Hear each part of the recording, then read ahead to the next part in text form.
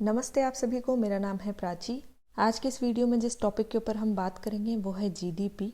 इसके साथ ही हम कुछ दूसरे टॉपिक जो कि इससे जुड़े हुए हैं यानी कि जीएनपी, एनडीपी, एनएनपी, साथ ही एक नई टर्म है जीवीए जिसे फैक्टर कॉस्ट, बेस प्राइस और मार्केट प्राइस पे कैलकुलेट किया जाता है।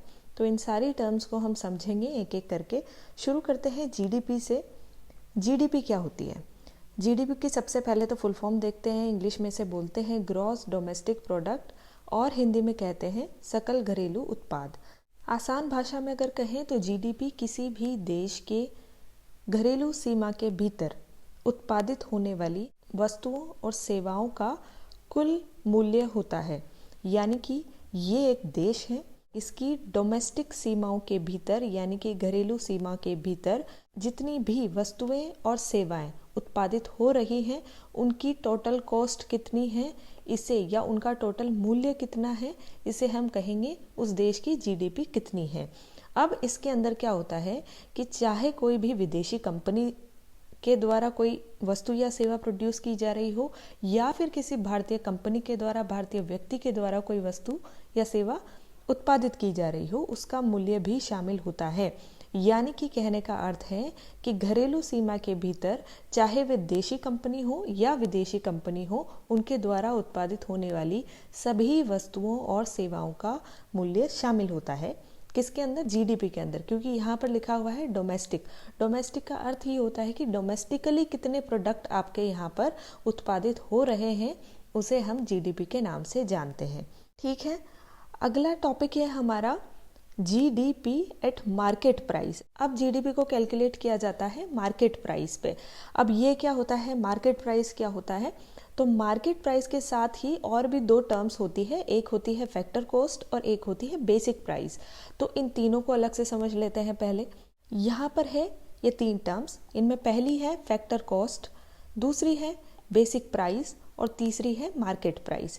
फैक्टर कॉस्ट क्या होती है? जब भी कोई कंपनी या कोई व्यक्ति किसी वस्तु या सेवा को उत्पादित करता है तो उसके अंदर कौन कौन से फैक्टर्स उसको उत्पादित करने के लिए आवश्यक होते हैं, जैसे कि लेबर हो गई, कोई मशीनरी हो गई, ठीक है, या फिर कच्चा माल हो गया।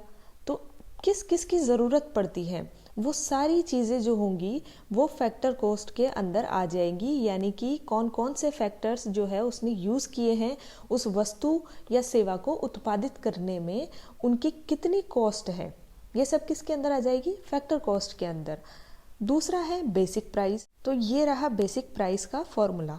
बेसिक प्राइस में क्या होता है? सबसे पहले हम लेते हैं फैक्टर कॉस्ट कि हमारी फैक्टर कॉस्ट कितनी पड़ी उस वस्तु को उत्पादित करने में। फिर उसमें जोड़ दिया जाता है प्रोडक्शन टैक्स। प्रोडक्शन टैक्स क्या होता है कि जब भी कोई प्रोड्यूसर किसी वस्तु को उत्पादित करता है तो उस वस्तु के उत्पादन पर यानी कि उसके प्रोडक्शन पर कुछ टैक्स लगाया जाता है गवर्नमेंट के द्वारा, तो इसे हम कहेंगे प्रोडक्शन टैक्स। तो इसे जोड़ देंगे। उसके साथ ही कुछ रियायतें भी जो है उसे प्रोवाइड की जाती है उस उत्पादनकर्ता को, जिसे हम कहते हैं प्रोडक्शन सब्सिडी, जो कि सब्सिडी के रूप में दी जाती है। यानी कि उत्पादन करने के ऊपर ध्यान रखना है कि यहाँ पर उत्पाद नहीं है, प्रोडक्ट नहीं है, प्रोडक्शन है। तो उत्पादन करने के ऊपर कुछ सब्सिडी दी जाती है, उसे कुछ रियायतें प्रदान की जाती हैं, उसे बोलते हैं प्रोडक्शन सब्सिडी। तो फैक्टर कॉस्ट हो गई। फैक्टर कॉस्ट में अब क्या जुड़ जाता है आगे? प्रोडक्शन टैक्स जुड़ जाता है। प्रोडक्शन टैक्स जुड़ गया, लेकिन फिर इसमें से हमें प्रोडक्शन सब्सिडी घटानी पड़ती है। क्यों? क्योंकि सब्सिडी तो ऐसी चीज हो गई जो कि उसकी लागत से अब हट गई है। यानी कि अगर हम देखें कि 100 रुपये उसकी फैक्टर कॉस्ट है और उसमें उससे टैक्स लिया जा रहा है 20 रुपए का, लेकिन उसे सब्सिडी दी जा रही है वापस 10 रुपए की, तो इस तरीके से उसकी जो बेसिक प्राइस पड़ जाती है वो 110 रुपये पड़ जाती है, 120 रुपये नहीं पड़ेगी, क्योंकि सब्सिडी के रूप में उसे 10 रुपये वापस मिल गए हैं। तो इस तरीके से उसकी जो बेसिक प्राइस है वो आ जाएगी 110 रुपये। ठीक है, अगला है मार्केट प्राइस। तो ये मार्केट प्राइस क्या होता है? अब मार्केट प्राइस जो है आप अपनी बेसिक प्राइस में, यहाँ जो बेसिक प्राइस आई थी इसके अंदर अगर आप आपका प्रोडक्ट टैक्स जोड़ देते हैं, यानी कि यहाँ पर प्रोडक्शन टैक्स नहीं है, यहाँ पे अब आता है प्रोडक्ट टैक्स, जिसे हिंदी में कहते हैं उत्पाद कर। आपके उत्पाद के ऊपर, जो वस्तु आपने उत्पादित की है या जो सेवा आपने उत्पादित की है, उसके ऊपर फिर टैक्स लगता है, तो उसे कहते हैं प्रोडक्ट टैक्स। यहाँ पे फिर बेस प्राइस में आपको प्रोडक्ट टैक्स जोड़ना पड़ता है, और फिर साथ ही जो रियायतें दी जाती हैं, यानी कि प्रोडक्ट सब्सिडी जो दी जाती हैं, उसे यहाँ पे घटाना पड़ता है इसमें। तो अब हम देखते हैं कि हमारी बेसिक प्राइस जो आई थी वो 110 रुपये आई थी। अब प्रोडक्ट के ऊपर टैक्स लगाया है गवर्नमेंट ने फिर से 20 रुपये का, और उसमें उन्होंने वापस से सब्सिडी दे दी है, कितने की? 10 रुपये की सब्सिडी दे दी है। तो इस तरीके से जो मार्केट वैल्यू हो जाएगी या मार्केट प्राइस हो जाएगी उस वस्तु की, वो हो जाएगी 120 रुपये। ठीक है, तो यहाँ देखने से हमें क्या पता चल रहा है कि जो फैक्टर कॉस्ट होती है वो सबसे कम होती है, उसके बाद आती है बेसिक प्राइस, और उसके बाद आती है मार्केट प्राइस। ठीक है, तो इस तरीके से ये तीनों फैक्टर्स काम करते हैं, या ये तीनों टर्म्स जो है काम करती है, और इन्हीं के ऊपर फिर जीडीपी या जीवीए जो है वो कैलकुलेट की जाती है। अब आ जाते हैं हम वापस अपने दूसरे टॉपिक के ऊपर, जो कि था GDP at market price. Market price हमने समझ लिया है, तो मार्केट प्राइस में अब हम क्या कर रहे हैं, यहाँ पर जीडीपी एट फैक्टर कॉस्ट लिया है हमने। ठीक है, यहाँ पे बेसिक प्राइस नहीं लिया है हमने, जीडीपी एट फैक्टर कॉस्ट लिया है। तो जीडीपी एट फैक्टर कॉस्ट होगा, उसके अंदर अगर हम जितने भी टैक्स हैं, प्रोडक्ट टैक्स और प्रोडक्शन टैक्स, इन दोनों को जोड़ देंगे, उसके साथ ही जो प्रोडक्ट सब्सिडी है और प्रोडक्शन सब्सिडी है, इन दोनों को घटा देंगे, तो हमारा क्या आ जाएगा? GDP at market price. कहने का अर्थ है कि जीडीपी एट मार्केट प्राइस क्या हो जाता है, अगर फैक्टर कॉस्ट पे कैलकुलेट करें तो फैक्टर कॉस्ट के अंदर जो भी नेट टैक्सेस है, नेट टैक्सेस का मतलब हो गया कि सब्सिडी वगैरह मिलने के बाद कितना आपको नेट टैक्स पे करना पड़ रहा है। अब वो चाहे प्रोडक्ट टैक्स हो, प्रोडक्शन टैक्स हो, प्रोडक्शन सब्सिडी हो या प्रोडक्ट सब्सिडी हो, तो नेट आपको कितना पे करना पड़ रहा है वो यहाँ पे फिर इसमें ऐड हो जाता है, किसके अंदर? जीडीपी एट फैक्टर कॉस्ट में। ठीक है, तो ये हो गया जीडीपी एट मार्केट प्राइस। अगली टर्म है जीएनपी। अब ये जीएनपी क्या होता है? सबसे पहले फुल फॉर्म देख लेते हैं। जीएनपी की फुल फॉर्म होती है ग्रॉस नेशनल प्रोडक्ट। ठीक है, तो पहले हमने देखा था ग्रॉस डोमेस्टिक प्रोडक्ट, अब देख रहे हैं हम ग्रॉस नेशनल प्रोडक्ट। तो इनमें डिफरेंस क्या होता है? अब यहाँ जैसे ही नेशनल शब्द आ गया है, इसका मतलब यहाँ पे डिफाइन होगी आपकी नेशनैलिटी। ठीक है, तो ये हो गई हमारी कंट्री, ये हो गई इंडिया, और ये हो गई कोई भी फॉरेन कंट्रीज। ठीक है, XYZ। तो इंडिया के अंदर जितनी भी फॉरेन कंट्रीज हैं, वो अगर कोई चीज़ प्रोड्यूस कर रही है तो वो इसके अंदर कैलकुलेट नहीं होती है। किसके अंदर? ग्रॉस नेशनल प्रोडक्ट के अंदर फॉरेन कंपनीज के द्वारा प्रोड्यूस की जाने वाली चीज़ें कैलकुलेट नहीं होंगी। बजाय इसके क्या चीज़ें कैलकुलेट होंगी? जितने भी इंडियंस हैं, जितने भी इंडियन नेशनल्स हैं, वो कितनी चीज़ें प्रोड्यूस कर रहे हैं, चाहे वे हमारी देश की सीमा के भीतर हो या फिर कंट्री XYZ किसी भी कंट्री में वो प्रोड्यूस कर रहे हो।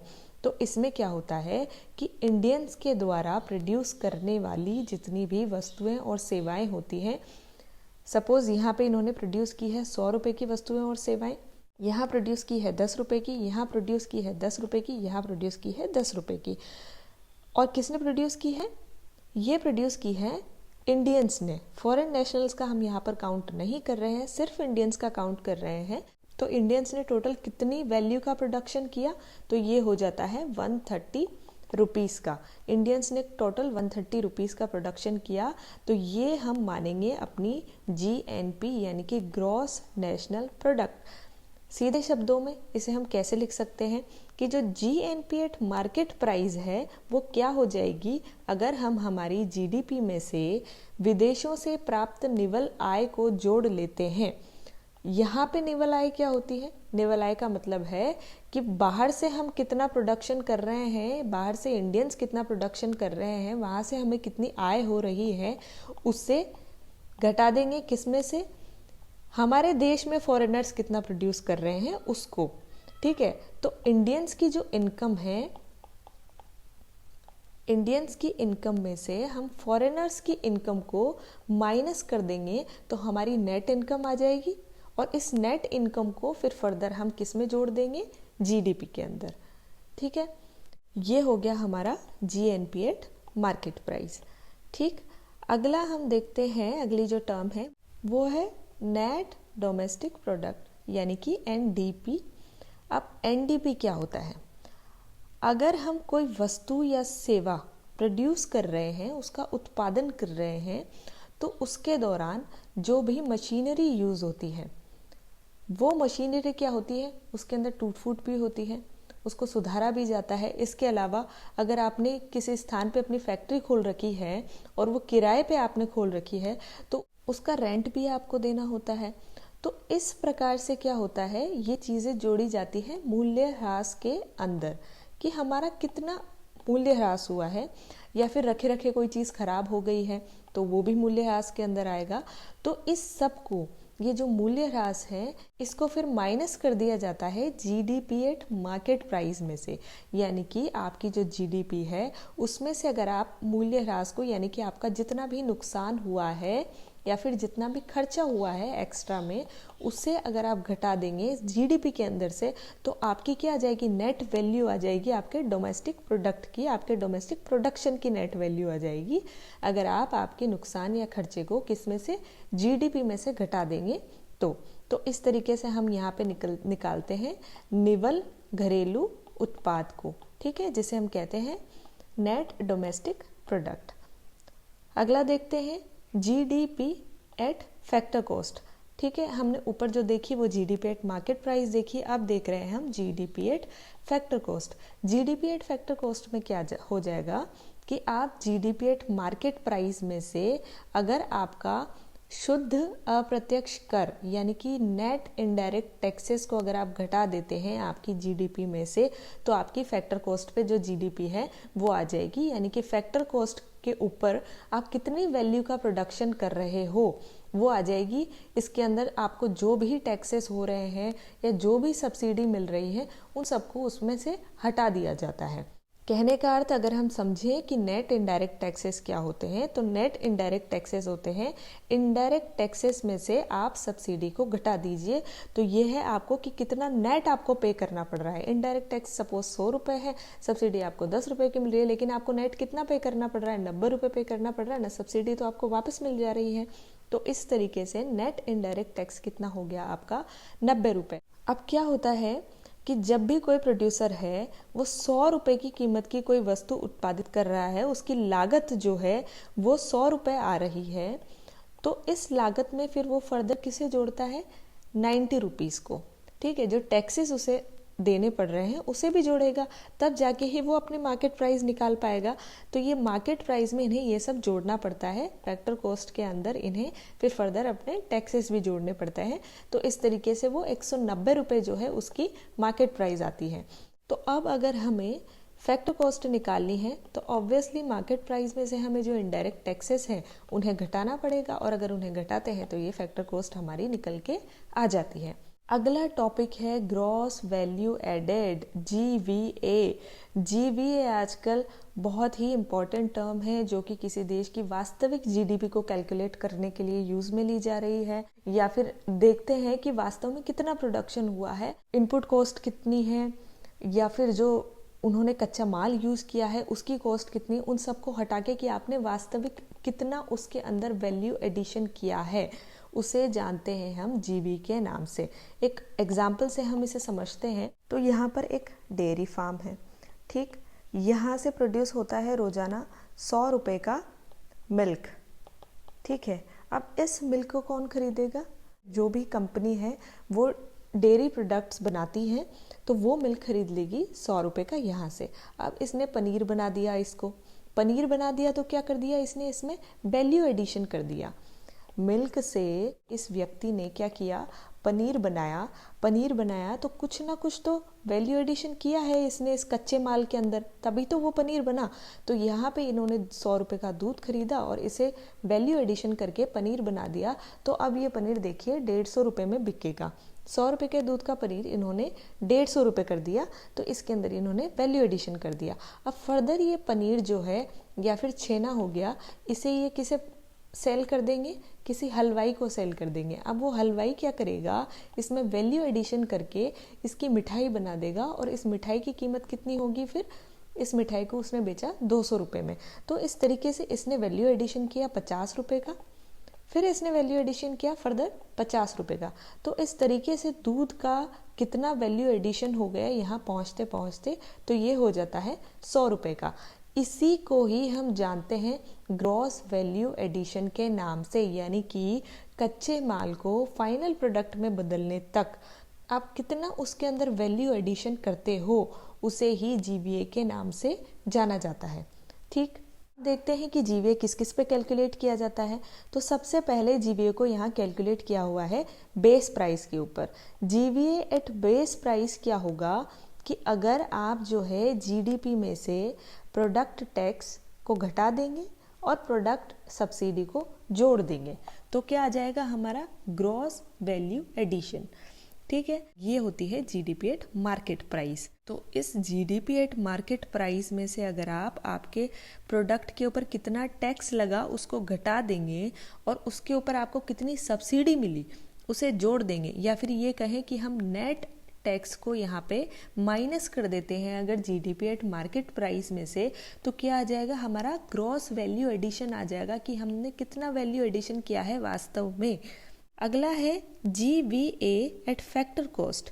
तो जीवीए एट फैक्टर कॉस्ट क्या होगा, अगर हम जीवीए एट बेस प्राइस में से, वही फॉर्मूला जो हमने पहले देखा था फैक्टर कॉस्ट वाले फॉर्मूले में, कि अगर हमें फैक्टर कॉस्ट निकालनी होती है तो हम बेसिक प्राइस में से क्या कर देते हैं, प्रोडक्शन यानी कि उत्पादन के ऊपर कितना टैक्स लगा है, किसी चीज़ को प्रोड्यूस करते हुए उसका प्रोडक्शन करते समय कितना टैक्स लगाया है।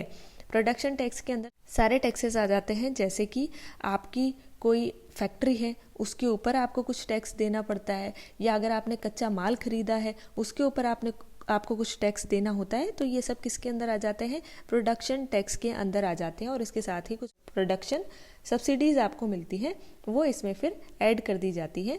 तो इस तरीके से ये हो जाता है। फिर फैक्टर कॉस्ट पे अगर हमें जीवीए निकालनी हो तो जीवीए एट बेस प्राइस में से आप आपका नेट प्रोडक्शन टैक्स को घटा देते हैं। यहाँ पे ध्यान रखना है कि प्रोडक्शन टैक्स को घटाते हैं, ना कि प्रोडक्ट टैक्स को। प्रोडक्ट टैक्स फाइनली कब आता है सामने, जब हम मार्केट प्राइस पर कोई चीज़ कैलकुलेट कर रहे हो, तो वहाँ जाकर फिर प्रोडक्ट टैक्स सामने आता है। ठीक, तो ये रहा हमारा फाइनल आउटपुट। आउटपुट क्या है कि जो जीवीए एट फैक्टर कॉस्ट होता है वो सबसे कम होता है, क्योंकि हम उन्हें बेसिक प्राइस यानी कि फैक्टर कॉस्ट पे कैलकुलेट करते हैं कि वास्तव में हमने कितना वैल्यू एडिशन किया है। तो ये हो जाता है हमारा जीवीए एट फैक्टर कॉस्ट, जो कि सबसे कम होता है। तो इसके बाद हमारा क्या जुड़ जाता है, प्रोडक्शन यानी कि उत्पादन टैक्स फिर इसमें फर्दर ऐड हो जाएगा, तो उसकी कीमत और भी ज़्यादा बढ़ जाएगी। तो वो क्या हो जाएगा, जीवीए एट बेसिक प्राइस हो जाएगा या बेस प्राइस हो जाएगा। फिर उसके बाद में उसमें उत्पाद यानी कि प्रोडक्ट टैक्स फर्दर जुड़ जाता है, या इसे हम बोल सकते हैं नेट प्रोडक्ट टैक्स फर्दर जुड़ जाता है।